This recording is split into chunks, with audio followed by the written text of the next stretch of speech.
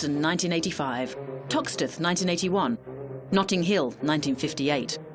The list of race riots in the UK is a long and inglorious one, but some are more memorable than others.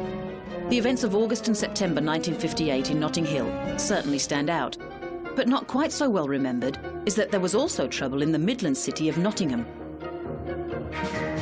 It all seemed to begin on the 23rd of August in a pub in St Anne's Well Road, and is believed to have been sparked by outrage over interracial relationships, black men and white women. The roots of the tension were clearly much deeper than that, though, stretching back to the end of the post-war economic highs that had brought Caribbean immigrants to Britain in the first place. Dubbed by some the Teddy Boy riots after the visible presence of that particular working-class male subculture, the riots resulted in many stabbings and resurfaced a week later. This time, though, the largely white crowd turned on itself, leading to a brawl and many arrests. Meanwhile, events in Notting Hill in West London were focusing attention further south. Apparently triggered by an attack on a white Swedish woman married to a West Indian man, the riots and disturbances carried on for several nights. Over 140 people were arrested, and 9 white men convicted of serious assault received 4-year prison sentences in what became known as exemplary sentencing, harsh punishment intended to act as a deterrent.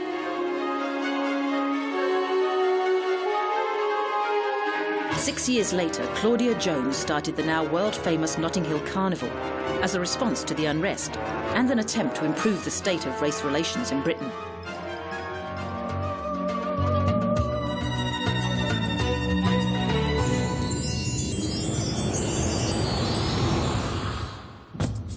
Nobody really knows why the man-eating lions of TSAVO behaved the way they did, although there are plenty of theories. Despite their appearances, these big cats were not lionesses, but male lions without manes. And some think that it was their unusually high levels of testosterone that both diminished their hair and considerably raised their levels of aggression. The lions were also much bigger than normal.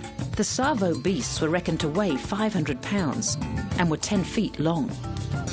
They also both had abscesses under their teeth, leading scientists to conclude that they were simply in too much pain to hunt and eat tougher prey.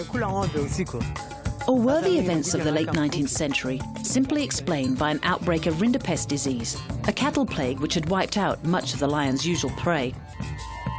Local legends are more fanciful, however.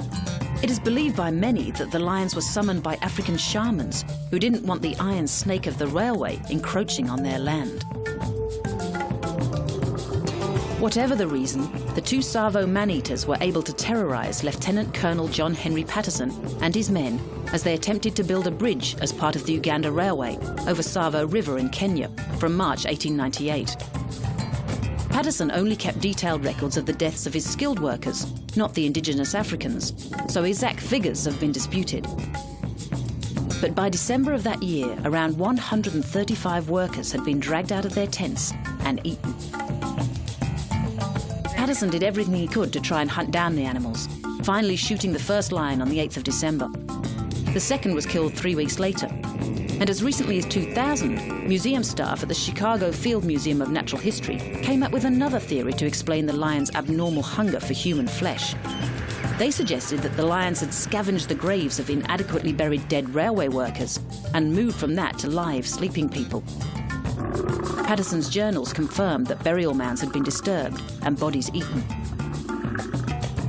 Whatever the truth, the man-eating lions of TSAVO have now taken on legendary status, leading to their appearance in books and such movies as The Ghost in the Darkness, starring Michael Douglas, and Val Kilmer as Patterson.